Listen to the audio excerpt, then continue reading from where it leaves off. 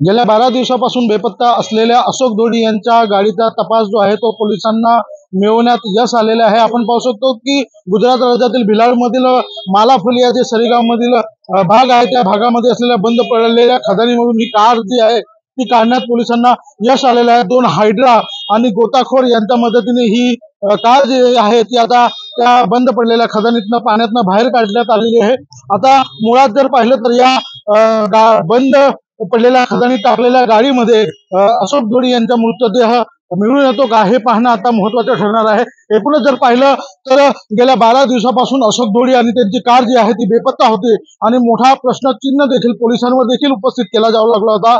एकूणच जर पाहिलं तर आता पालघर पोलीस असो गुजरात पोलीस असो या ठिकाणी मोठं कोम्बिंग ऑपरेशन करून त्यांनी ही कार जी आहे ती बाहेर काढलेली आहे।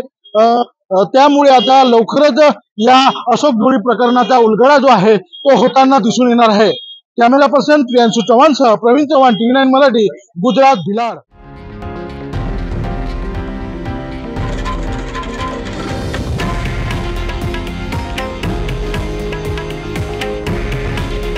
हे आहे देशातील नंबर 1 न्यूज नेटवर्क आणि आपण पाहत आहात TV9 मराठी।